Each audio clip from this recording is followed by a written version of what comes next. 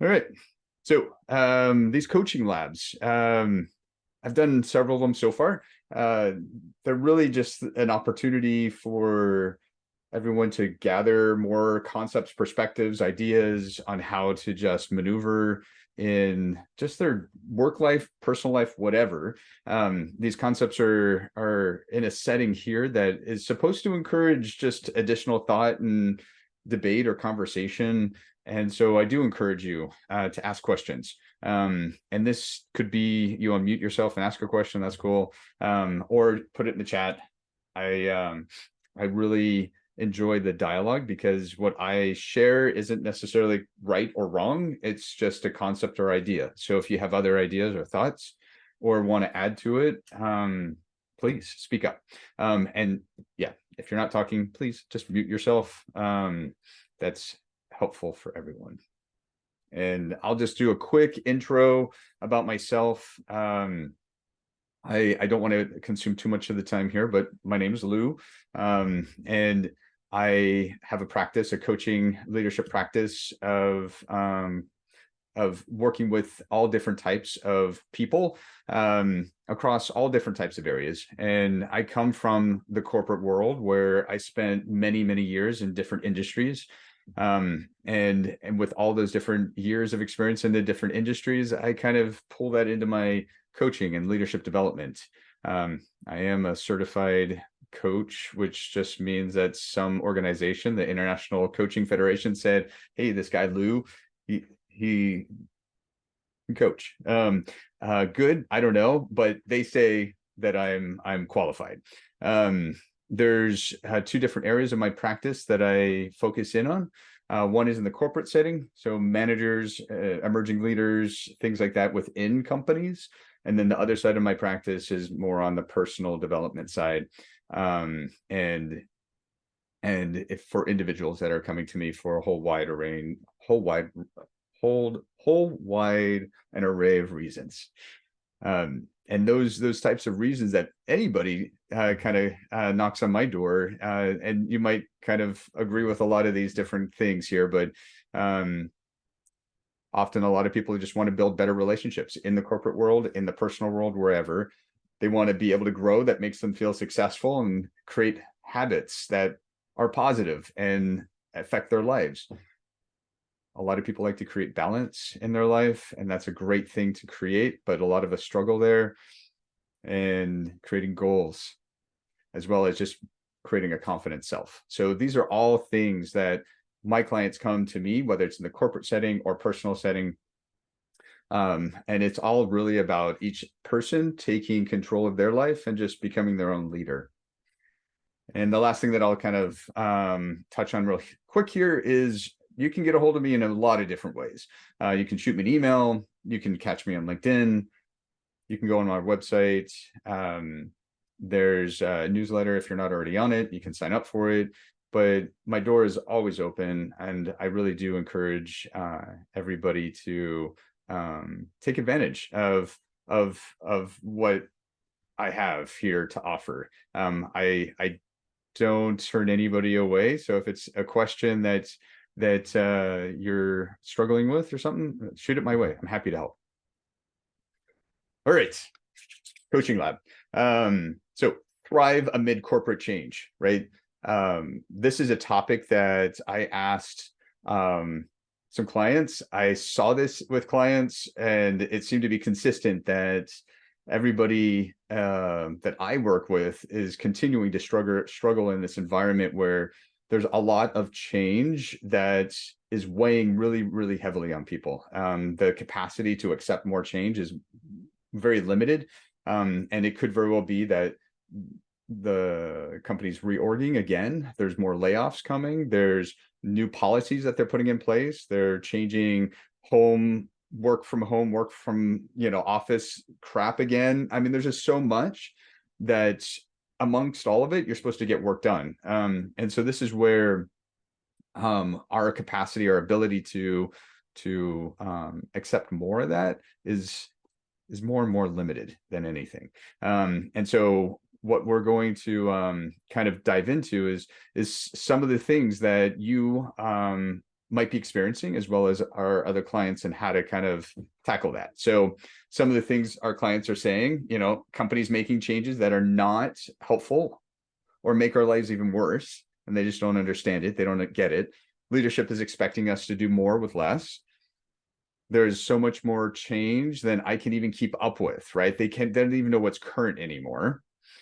My manager or my leaders don't care about me or us. They're just bulldozing through and making changes.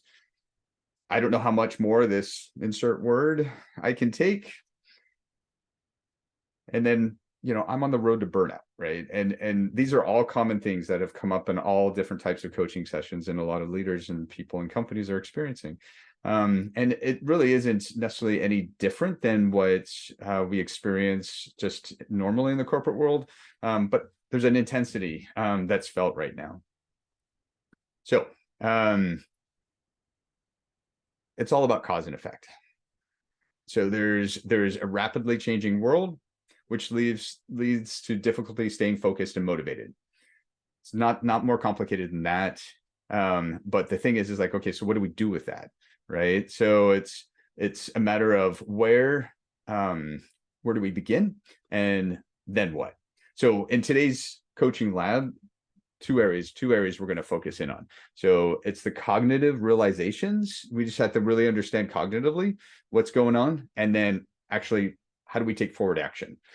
So there's a little bit of mind with actual tangible action for us today.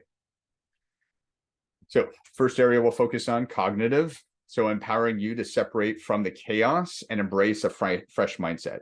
And there's nothing earth-shattering about this. I think everybody understands that if I'm in a good mind space, I'm very calm or confident or strong. I can get shit done kind of mentality. If I feel defeated, if I feel irritated, if I feel frustrated, if I feel sad, whatever those feelings are, my energy to deal with stuff diminishes.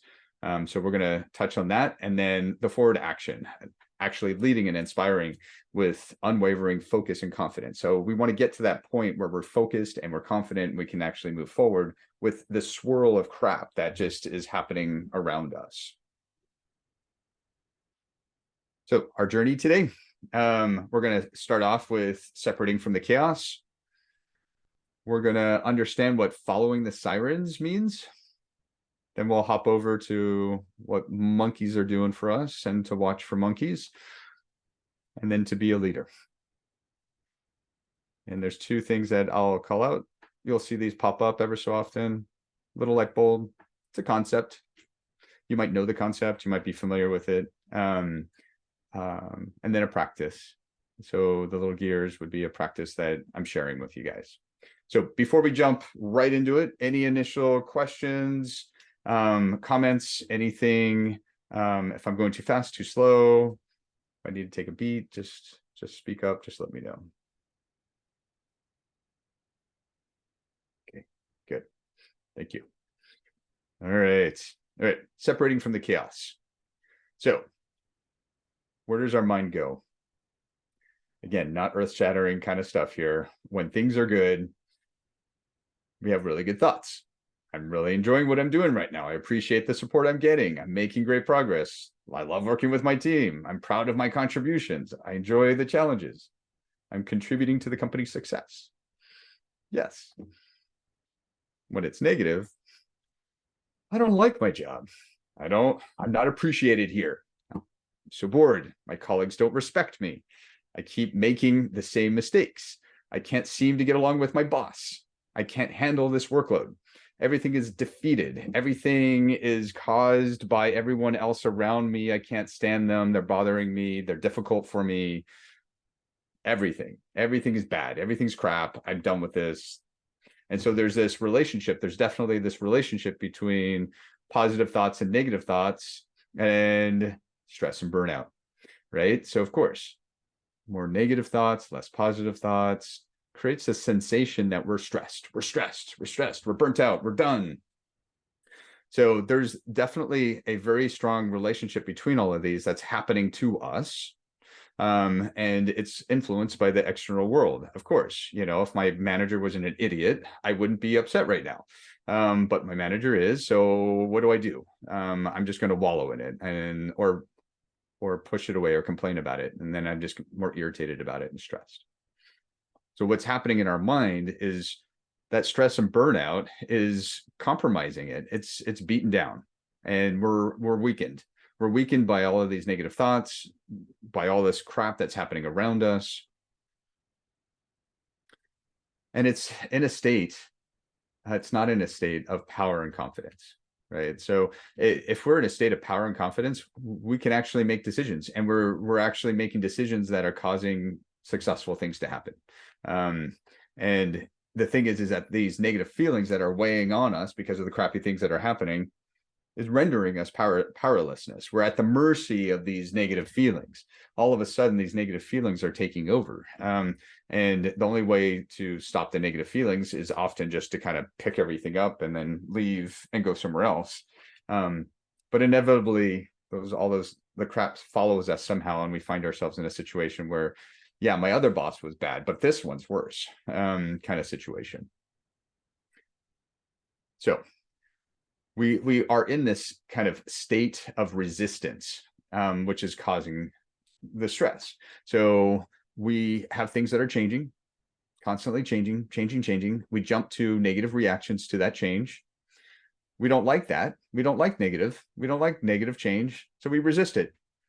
No, I don't have to deal with this person. I don't want to deal with them. Here we go again. There's another idiot. Pushing it away. We're just constantly pushing it away. We're rejecting what life is serving us to a point where we're just done, burnt, done.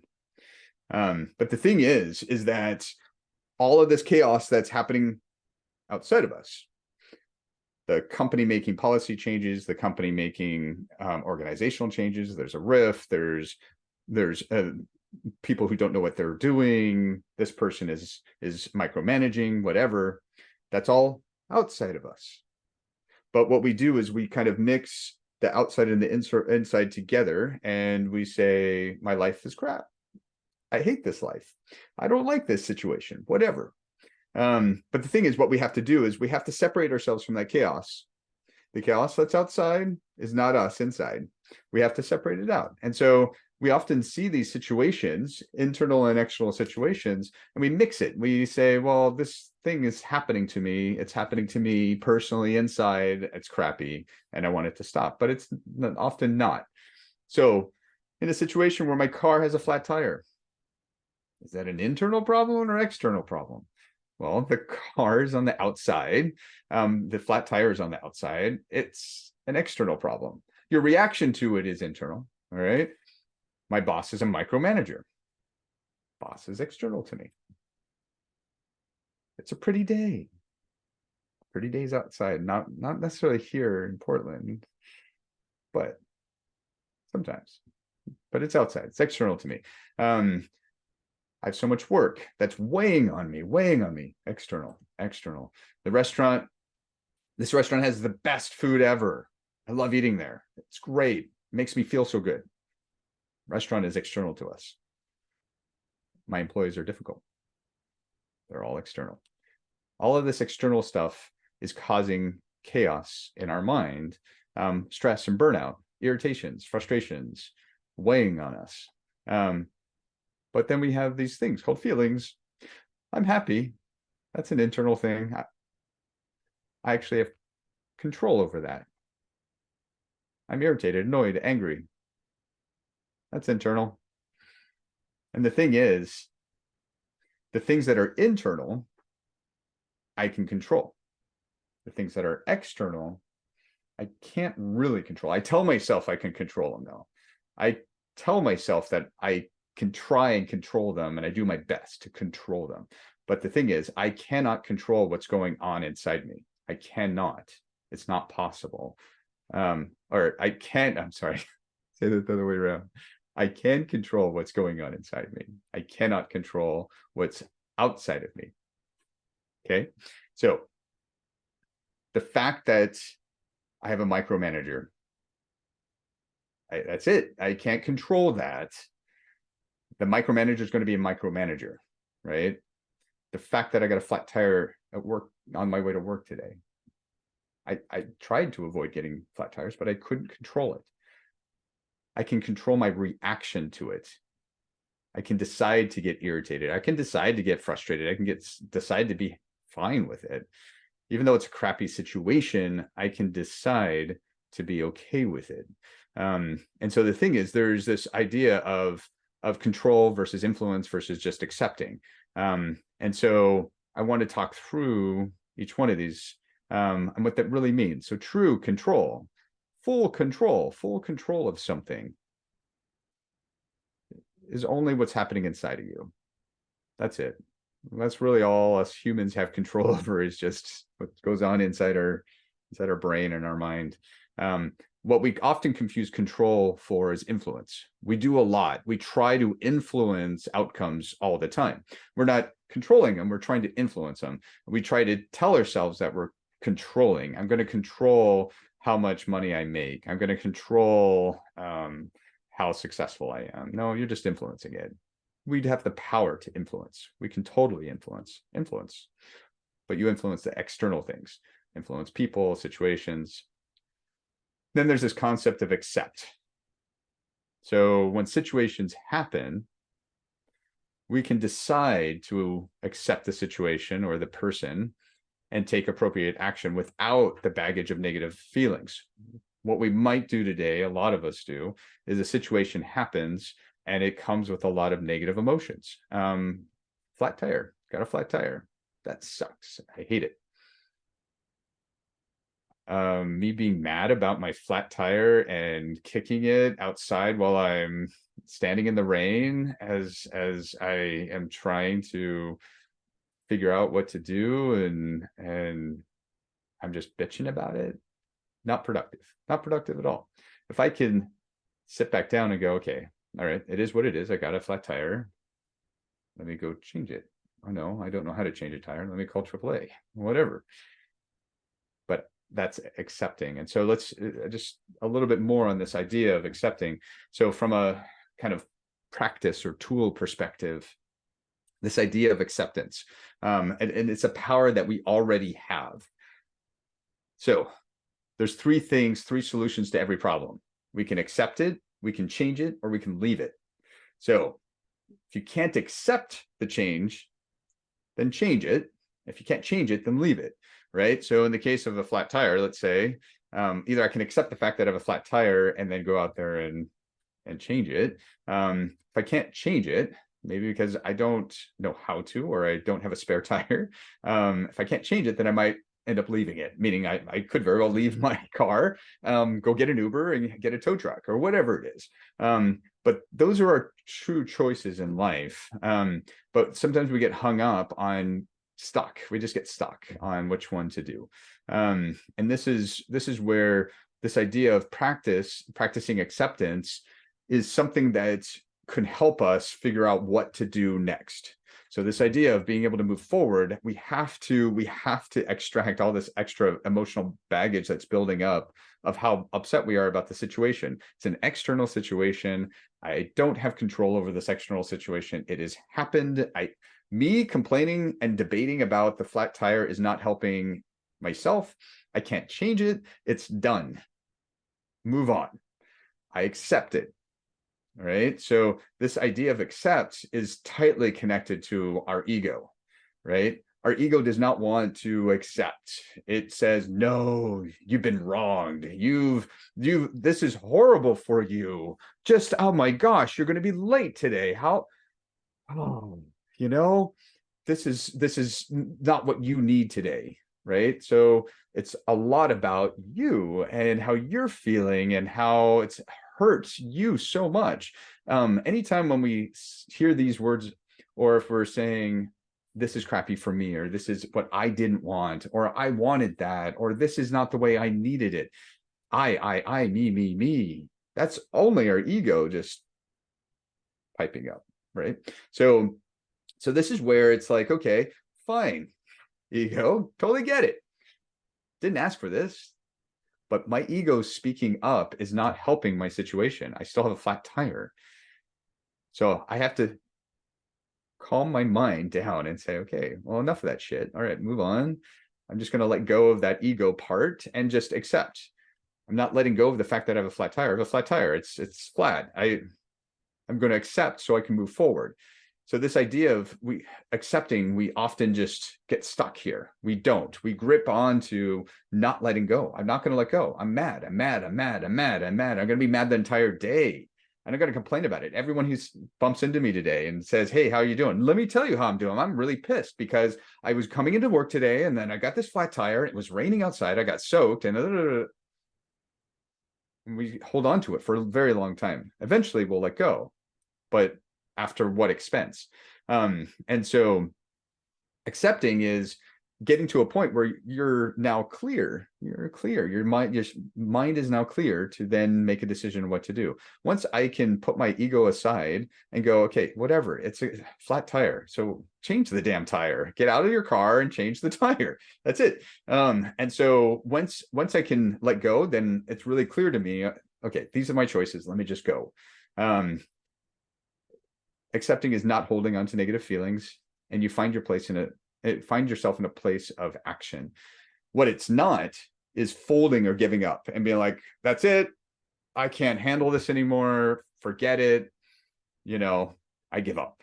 It's not folding and giving up. It's not saying, yeah, it's okay. It's okay. This always happens to me. Woe is me. No, it's not that either. And it's not ignoring. You're not ignoring the fact that this just happened to you. And it's not pushing it away, into some dark place. No, it's letting it go so that you can move forward. So a lot of this chaos that's swirling up here in our world is mostly driven by our ego. So all of these different thoughts and emotions and why this person wronged me and this person is really crappy, or this situation is not the way it should be, and this is not the way I wanted it. All of those swirl around, causing this flurry of stuff in our head. When we can begin to practice just accepting, letting go, accept, then things become very, very clear, very, very logical, very, very pragmatic, easier to deal with. All right. So next topic, sirens. So watching for the sirens. What is a siren? Siren, in Greek mythology, a creature, half bird, half woman, who lured sailors to destruction by the sweetness of her song. I always thought sirens were mermaids, but no, evidently, according to Wikipedia here, it's half bird, half woman. All right. So how does that relate at all to any of this? So siren, in this context, right? Our siren is luring us into the negative thoughts so quickly. We qualify a situation or a person or thing as bad, as not good, not the way I wanted it. And we begin to get sucked in to this way of thinking. It's very natural. And it's like, nope, for sure. My manager's a micromanager, that's for certain. Everybody on the team agrees. We're all in agreement. So we're all right. And it's justified that we're pissed right now, or we're angry, or we're whatever. So what's happening here, what's truly happening, is this luring in of piling on to these negative emotions and building on it. I not only feel that, let me talk to Bob over here, and I think he's going to agree with me here.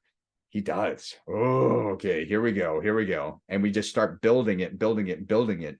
And what ends up happening is, amongst all of that building up of negative emotions, we become at its mercy. It's very difficult to pull out of that. I'm already wrapped up around my manager being a micromanager that I hate my job. I hate it. I hate working here. You know what? I not only I don't like my manager, and I don't like this company anymore. I forget it. I just need to find another job. We immediately just escalate up. We're just at the mercy of it. We can't stop it. It flows so naturally, and it entices us straight in. It lures us in. It's a siren that like brings us in. And it's really a natural habit, a natural human habit that is just controlling our mind. It just takes over and lures us in, and we just walk right into it every single time. We don't resist that. We just come right in. But There's only one person who can stop that flow, to stand up to that siren that's pulling you in. Only one person. It's not me, it's not your manager, it's not your partner, it's only you. You are the only one to control the thoughts and your reactions to them. You do not need to get hung up about your micromanager if you have one. It is what it is. I didn't ask for it, don't want it, don't care for it. It's kind of irritating. But what I do with my thoughts about this situation, that's in my control.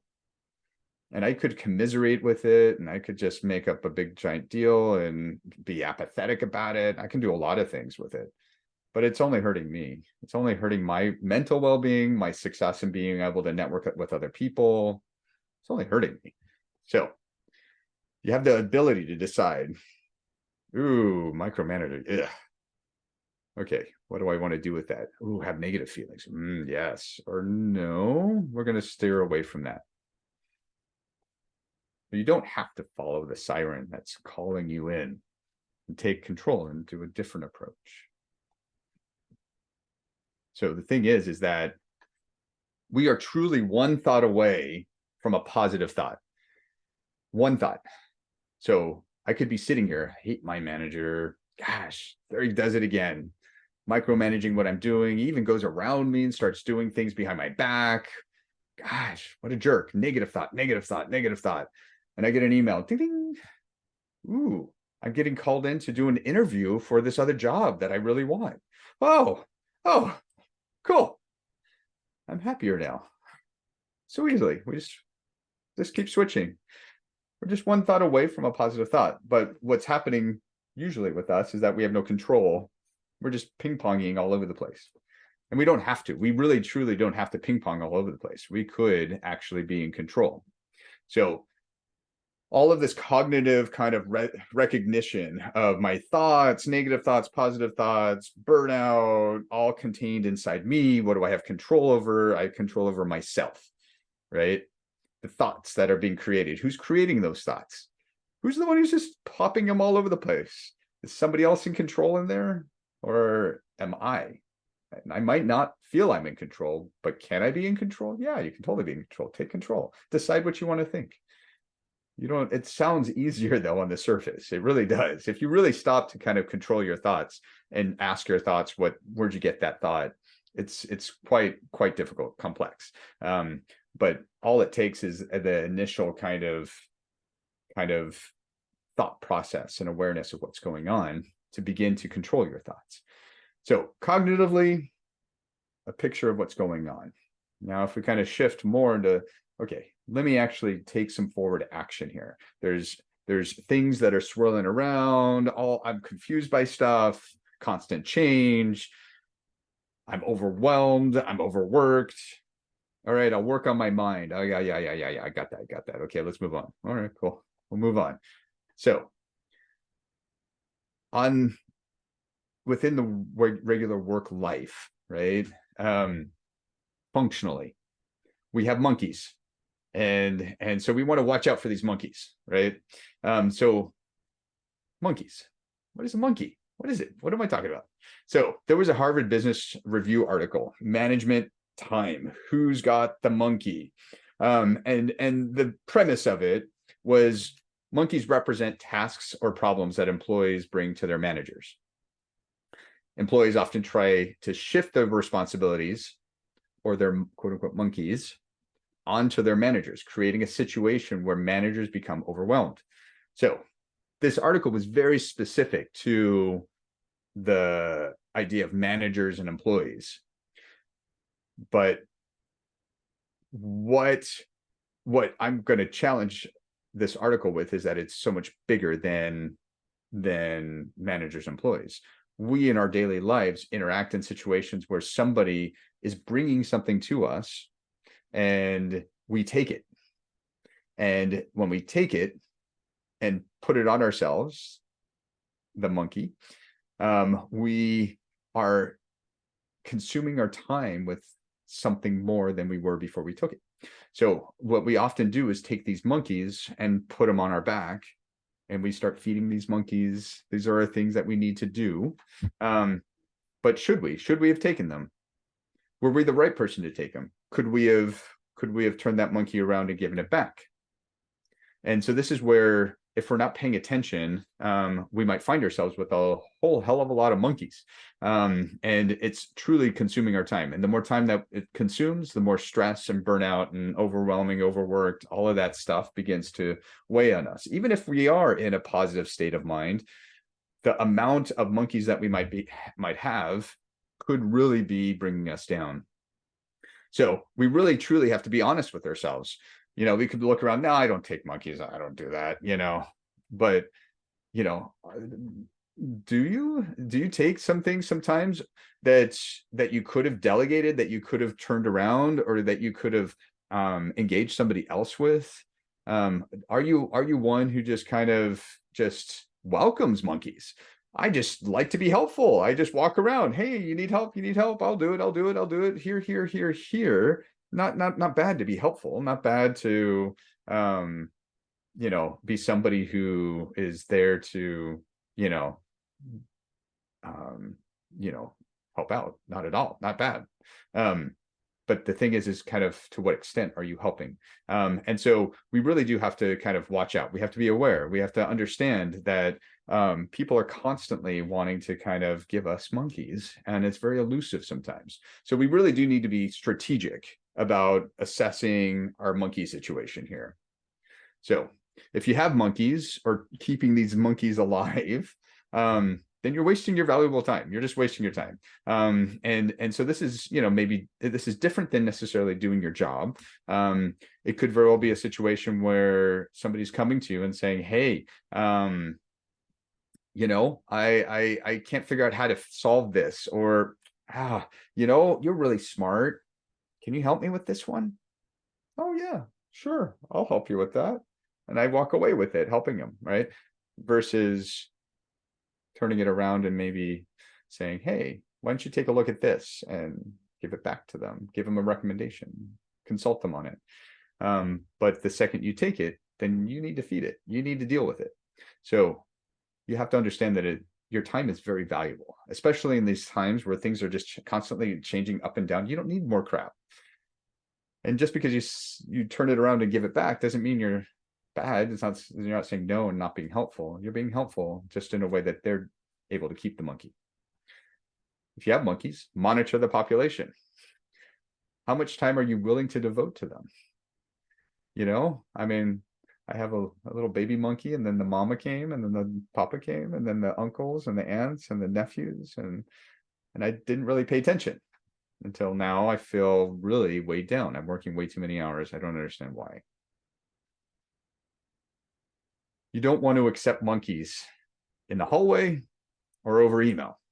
So it could be very common to, especially when we were in the office, to walk down the hallway and somebody's like, oh, I have this issue. Can you look at this for me? Can you? You're walking in the hallway and you're like, oh yeah, sure, I'll take a look at it. Oh no, email me. I'll just take a look at it. No. You don't want to take on any additional work without really thinking about what is going on, and is this a monkey, and hold on a second, how would I hand that monkey back to this person? So you really want an opportunity to think about it. You really want an opportunity to give it back to them. If it's over email, it's very difficult to throw a monkey back. You want to sit with them and actually have a meeting about it. And then if you do have monkeys, be upfront about assigning time to those monkeys.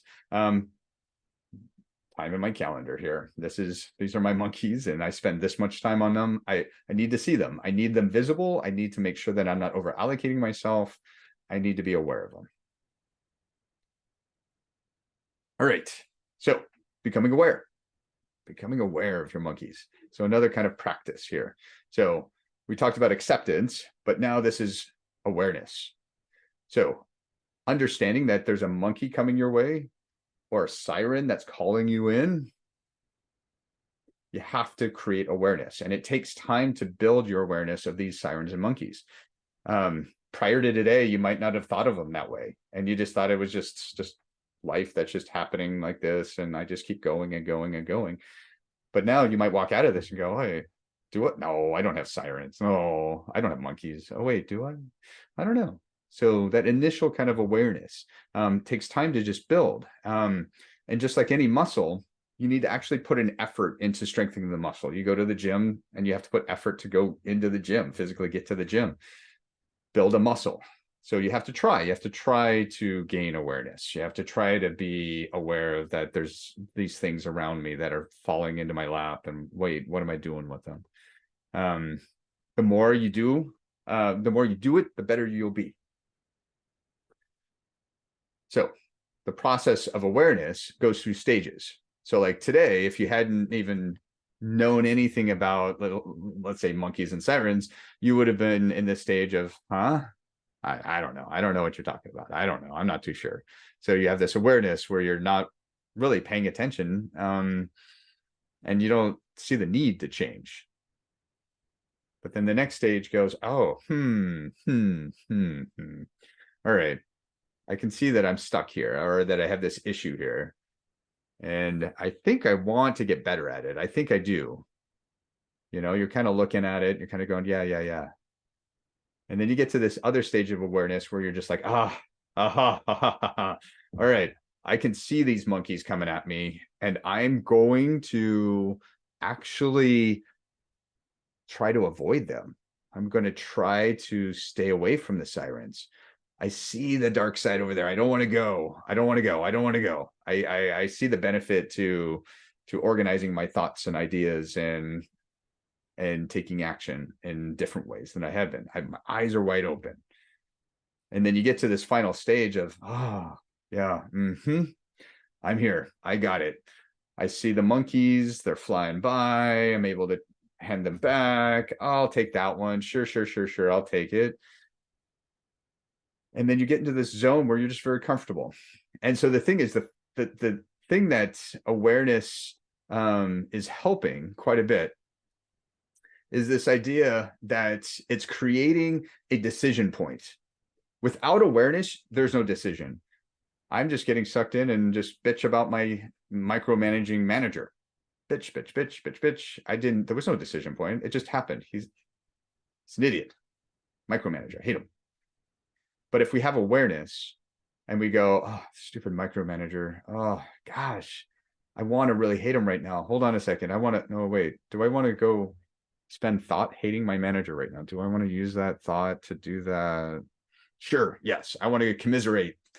But without the awareness to stop and ask myself, wait, are you sure you want to go into that zone of irritating thoughts? Or do you want to just move forward and get your work done?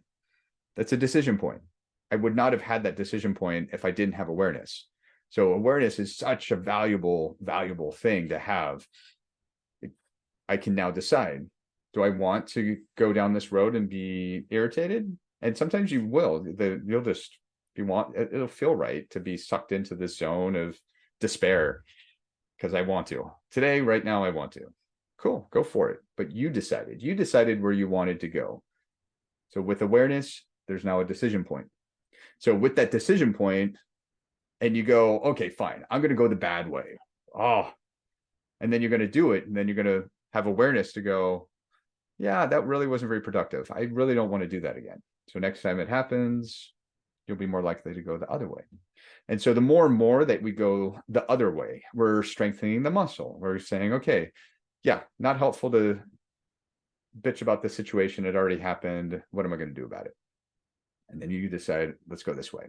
So this is where acting like a leader, right? This idea of acting like a leader. When you're in a clear mind, when you have a clear mind, I cognitively am making decisions to not go down those negative routes. I'm aware of the workload and where it's coming from, all of these projects and things and how I'm handling them. I'm clear. I can manage my monkeys. I'm focused on strategy and vision. I can see the bigger picture, clearly prioritize all my work. And I can, in that process, influence and inspire those around me. When you're in this productive, very happy state, people love that. People feed off of that. If I'm in this kind of down and reserved and this stupid world, nobody wants to be around that. So it's it's so powerful when we're in a good mind, then we act in a way that just ignites other people. So when we're in that clear mind, I can combat all the sirens. I can focus on controlling all these internals that are going on inside of me. I understand what truly makes me happy. And then I can connect with people while shedding my ego, right? People with really strong egos usually lead with that, and it's very difficult for them to make true connections with people when their egos are really strong. So when we talk about, actually leading and being a leader, to yourself and those around you, you can increase employee engagement and motivation of those around you. You can develop people's devotion to the team and company. This is a really big topic right now for a lot of people out there. This separation and this distance between virtual and not virtual, and creating some sort of team cohesiveness and devotion to the team or devotion to the company. We've changed our culture, and the companies and the way of life have changed since COVID, and we're losing and have lost this kind of connection with team and company.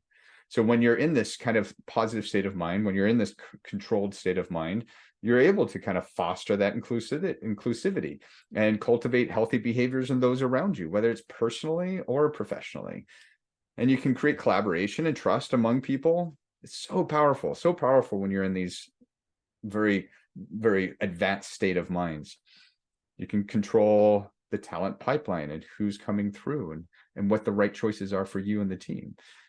And then overall, happier teams, happier people. You all like that. So just a quick recap.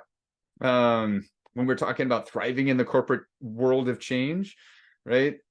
Makes a difference. Negative feelings, we'll find ourselves powerless. Resisting causes stress and burnout. Controlling our internals is what we want to do. We want to understand what the difference between control, influence, and acceptance is, while looking for the sirens and understanding and knowing our monkeys, and that getting awareness of this bigger picture to be able to create a clearer mind. And through that, we can institute practice of accepting and then practice of awareness, right? So this is not a one and done type situation. It's not like tomorrow you can walk in and be like, oh, I'm all peaceful now, or, it's not that. These are concepts that you begin to weave into just how you operate each day, so that you can ultimately find yourself in a more successful, more powerful, more confident state. All right, that was a lot that I packed into here, a lot of concepts and a lot of stuff. So we have 5.5 more minutes left or so, I think, or no, maybe we're up. Yeah, no, we have more time. We have 8 minutes or so. Questions. Anybody have questions? Feel free to unmute yourself, or put in the chat. It does look like, yeah, short-term pleasure of ruminating is definitely a siren. Yeah. So is there an ideal range of monkeys, or is it better to shoot for 0? Perfect world, 0. You would have your regular roles and responsibilities.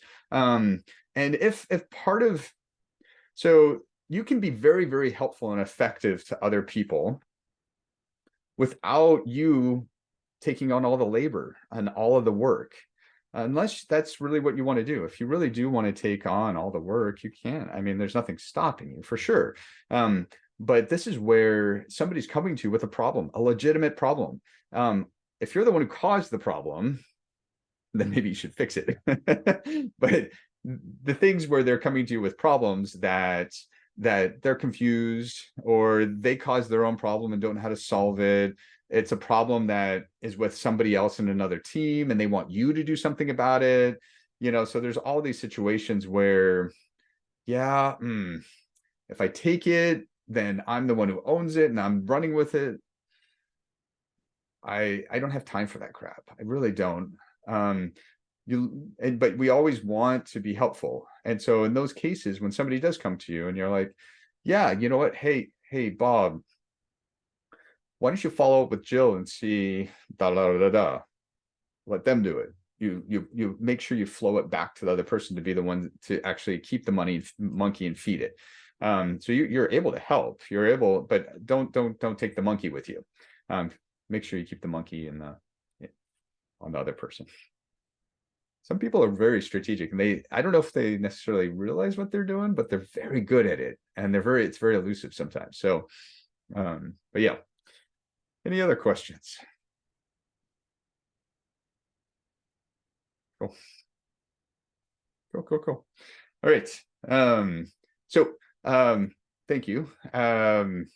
These coaching labs are sole purpose is just to try and share content, ideas, concepts that I see in my own work and I feel might be helpful to others. So part of me understanding if it was helpful or not, after I end the Zoom meeting, you'll be directed to like a survey, like 4 questions or something.